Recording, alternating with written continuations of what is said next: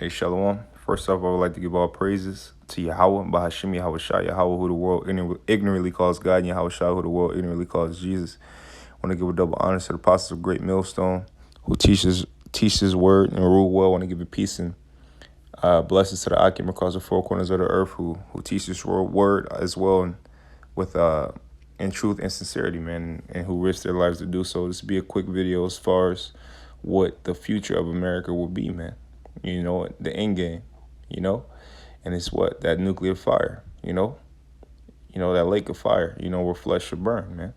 First scripture I'm going to start with is Zechariah 14:12. It says, "And this shall be the plague wherewith the Lord Yahweh will smite all the people that have fought against Jerusalem. And look at the people, who's the people that fought against Jerusalem? Look at these heathens, man. They fought against Jerusalem, man. So, if the Lord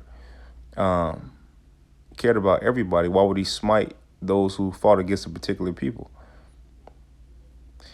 Their flesh shall consume away while they stand upon their feet, and their eyes shall consume away in their holes, and their tongue shall consume away in their mouth." Exactly, man. It says their flesh shall consume away while they stand on their feet. What instrument can do that, man? What other instrument can do that? That can consume, that can basically melt you, man. A lot of people don't put two and two together as far as what the end game is for America. They think, it's talking about hell, which we're currently in hell right now, man. Hell is a condition. It's not a fiery place underground, man. It's Malachi 4:1. It says, "For behold, the day cometh that shall burn as an oven, and all the proud, and all that do wickedly shall be stubble." Right. All the proud, and all that do wickedly shall be stubble. Okay, what could turn you to stubble? Fire. "And the day that cometh shall burn them up." See, said the Lord Yahweh of hosts, "that it shall leave them neither root nor branch." Right. It says, "And the day cometh shall burn them up," man. So I just mentioned to you that their flesh should consume away. Now the day is talking about a day where it's going to come to where people are going to be burnt up, man. Said the Lord Yahweh of hosts, "that it shall leave them neither root nor branch. But unto you that fear my name shall the Son of righteousness arise with healing in his wings, and ye shall go forth and grow up as calves of the stall, and ye shall tread down the wicked." Right, we should tread down the wicked, "for they shall be ashes under the soles of your feet in the day that I shall do this, said the Lord Yahweh of hosts." Right, so that day is coming to where these people, these people who fought against Jerusalem is going to have to suffer for what they've done. You 2/3 are going to have to suffer, man, because you're right now, you consider heathens too, man. The ones who don't want to get right, the Israelites who don't want to get right, man. You're going to burn up as well, along with these people,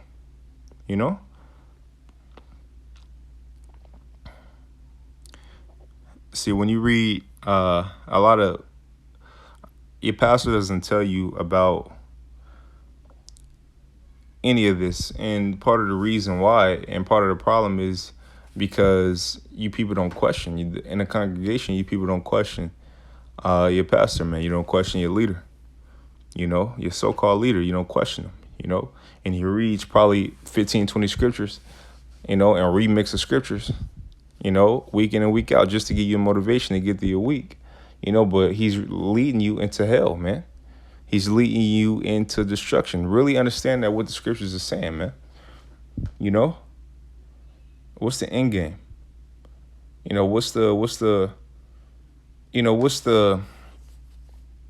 What's the end game, man? What is going to be the future of a place that dealt so wickedly, man, that didn't use previous kingdoms as an example of how not to be?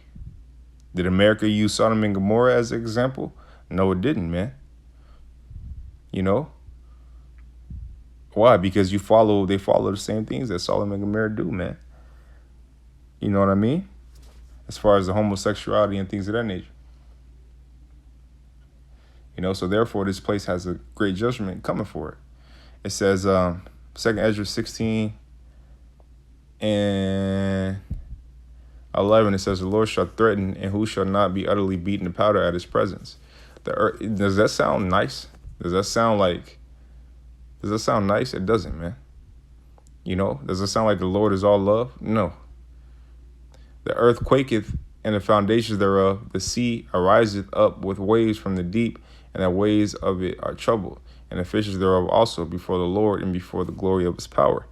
For strong is the right hand that bendeth the bow, his arrows that he shooteth are sharp. Right, his arrows that he shooteth are sharp, and shall not miss when they begin to be shot into the ends of the world. Now, you got to put two and two together, right? Who can shoot a bow to the end of the world, man? Nobody. The mightiest archer, man, can't do that. So what bow is it talking about? It says, behold, the plagues are sent and shall not return again until they come upon the earth. Listen. And if you don't believe me, read. If you don't believe that it's talking about a nuke, you can read Revelations 9, and you can read right here, 2nd Ezra 16 and 15. It says, the fire is kindled, right? The fire is started, and shall not be put out till it consume the foundations of the earth. So you got to think about it. Arrows shot to the ends of the earth. That's gonna cause a fire. It don't take a rocket scientist to fucking figure it out. Like as an arrow with shot of, or unless you don't believe. You don't believe what's gonna happen. But I can tell you this: these other nations are not making missiles for no reason, man. All these fucking missiles. Scriptures tell you that 200 million is going to be shot upon this place, man. It says the fire is kindled and shall not be put out till it consume the foundation of the earth. Like as an arrow which is shot of a mighty archer returneth not backward, even so the plagues that shall be sent upon the earth shall not return again. Right. It said the point is like as an arrow which is shot of a mighty archer returning not backward. So I wanted to say that because when these missiles are shot, it's not gonna turn around, man. It's not gonna be able to come backwards, man. Once the shot is over with. Let me find this.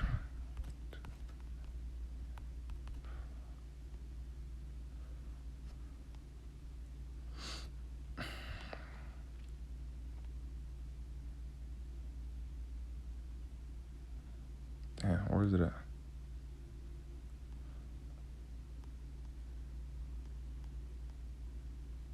That spells something wrong.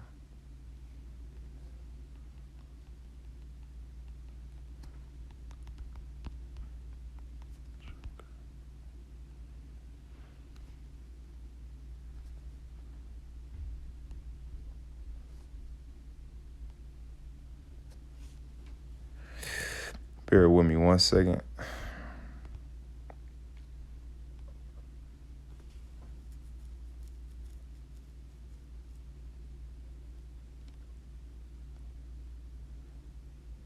What's going on? Oh, right here. Isaiah 24 and 20. It says, the earth shall reel to and fro like a drunkard, and shall be removed like a cottage. Right? It's going to reel to and fro like a drunkard. What can make that happen? Nukes. Don't you think when these nukes begin to be shot over here to America, 200,000 of them, 200 million of them, you don't think the earth is going to shake, man? There's mass destruction coming upon America, man.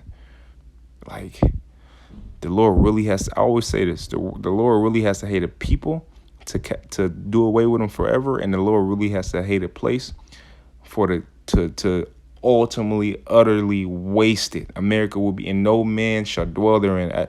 Let me get that before I close out. Let me finish this. It says, the earth shall reel to and fro like a drunkard, and shall be removed like a cottage, and the transgression thereof shall be heavy upon it, and it shall fall and not rise again. Right. Now let's see.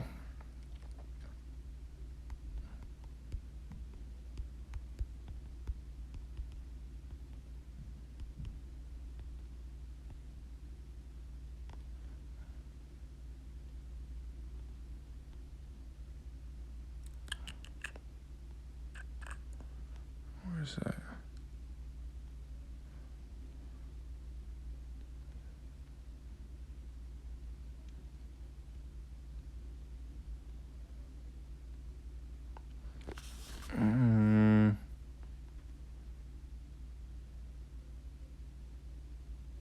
Oh, right here.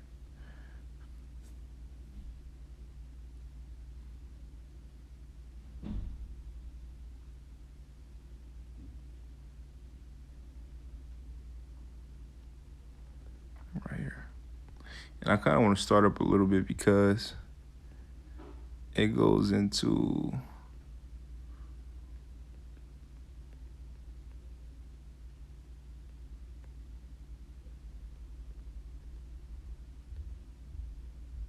right here, right here, right here. I want to start right here. This is Jeremiah 15:29. It says, "Call together the archers against Babylon, all ye that bend the bow, camp against it around about.